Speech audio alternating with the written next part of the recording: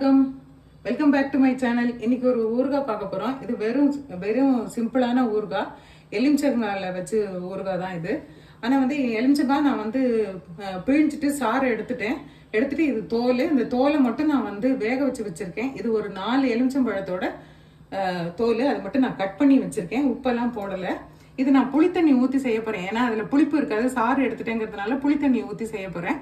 அது புளித்தண்ணி எடுத்து வச்சிருக்கேன். மஞ்சத்தூள், உப்பு, மிளகாத்தூள் ஒரு 2 டீஸ்பூன், அப்புறம் வெந்தய பொடி, வறுத்து அரைச்ச வெந்தய பொடி, கடுகு வந்து 1.5 டீஸ்பூன் எடுத்து வச்சிருக்கேன். இப்போ கடாயில் காஞ்சிட்டு இருக்கு. 4 ஸ்பூன் எண்ணெய் விட்டுருக்கேன் நான். இப்போ கடாயில் ஒரு 3 டீஸ்பூன் எண்ணெய் விட்டுருக்கேன். எண்ணெய் காஞ்சிருச்சு, கடுகு போட்டுக்கலாம். இப்போ கடுகு வெடிச்சிருச்சு, இந்த எலுமிச்சங்காயை போடுறேன்.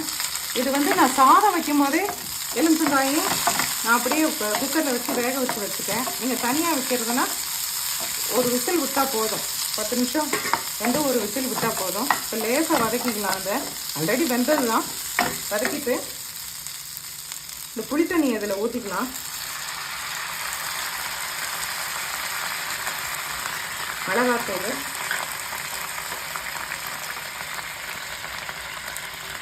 ஊறுகாய்க்கு தேவையான உப்பு போட்டுக்கலாம்.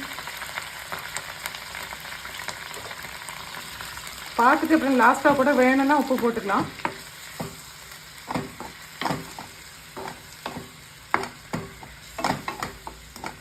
நல்லா கலரி விட்டுட்டு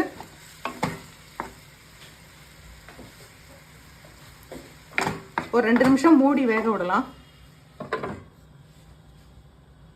இப்போ புளித்தண்ணிலாம் நல்லா அப்சார்ப் ஆயிடுச்சு, நல்லா கெட்டி ஆயிடுச்சு பாருங்க. நல்லா காய் ஆல்ரெடி வெந்தது தான், நல்லா அதை வெந்துருச்சு பாருங்க. இப்போ வெந்தய பொடி போடுறேன். அது ஊறுகாய் கெடாமல் இருக்கிறதுக்காக வெந்தய பொடி போடுறோம். அடுத்தது பெருங்காய பொடி,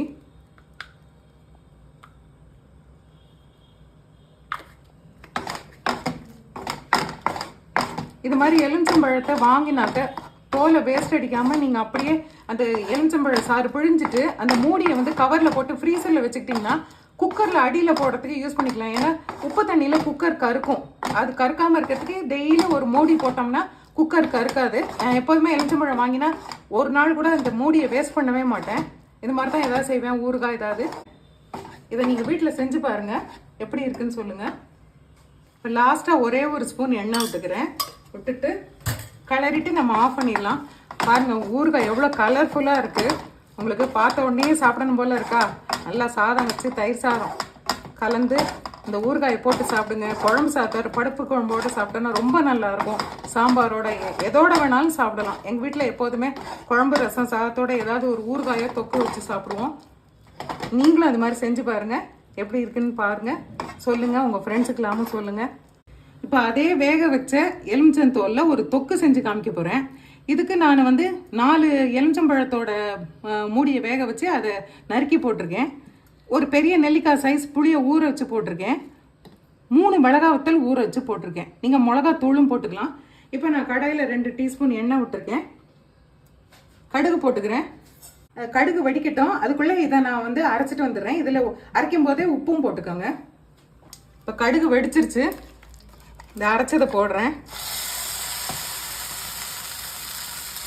புளி கொஞ்சம் கூட வச்சுக்கோங்க, அப்போ தான் இந்த எலுமிச்சையோட கசப்பு தெரியாது.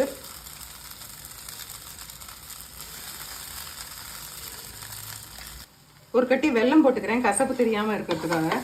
உங்களுக்கு வேண்டாம்னா நீங்கள் ஸ்கிப் பண்ணிடுங்க. எனக்கு பிடிக்கும் வெல்லம் போட்டால். இதில் உப்பு, புளிப்பு, காரம், கசப்பு, அறுசுவையும் இருக்கும். இந்த இதில் நம்ம ஜுரம் அடித்து உடம்பு சரியாகிறப்ப இந்த தொக்கை நீங்கள் வந்து வாயில் கொஞ்சம் வச்சுட்டாலே அவ்வளோ சூப்பராக இருக்கும். நாக்கெல்லாம் வந்து உங்களுக்கு போன உணர்ச்சி மொத்தெல்லாம் வந்து நல்லா வந்துடும், அவ்வளோ நல்லா இருக்கும். இப்போ வெல்லம் கரைஞ்சிருச்சு. கொஞ்சம் பெருசில் வச்சு நல்லா இதை கொஞ்சம் கெட்டியாக்கிக்கலாம். தொக்குங்கிறதுனால இது நல்ல ஜாம் மாதிரி இருக்கும். சின்ன பசங்க கூட சாப்பிடுவாங்க. இது உங்களுக்கு புதுசாக இருக்கும்னு நினைக்கிறேன் இந்த தொக்கு ஐட்டம். நீங்கள் வீட்டில் செஞ்சு பாருங்கள். கடைசியாக பெருங்காயம் போடுறேன். மஞ்சள் பொடி நான் போடலை, உங்களுக்கு வேணும்னா நீங்கள் போட்டுக்கோங்க.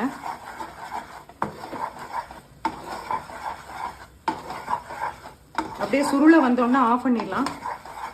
எண்ணெயும் இதுக்கு ரொம்ப தேவையில்லை, நம்ம ஃப்ரிட்ஜில் வைக்கிறதுனால ரொம்ப நாள் இருக்கும், வீணாகவும் போகாது. ட்ராவலுக்கும் எடுத்துகிட்டு போகலாம். இது ரொம்ப அருமையாக இருக்கும். செஞ்சு பாருங்கள், சாப்பிட்டு பாருங்கள், எப்படி இருக்குன்னு சொல்லுங்கள். இப்போ நான் அடுப்பு கொட்டாமல் வந்துருச்சு, எல்லாம் சேர்ந்து வந்துருச்சு. நான் அப்படியே ஆஃப் பண்ணுறேன். இதை ஆற வச்சு ஒரு பாட்டில் எடுத்து நீங்கள் ஃப்ரிட்ஜில் வச்சுக்கலாம்.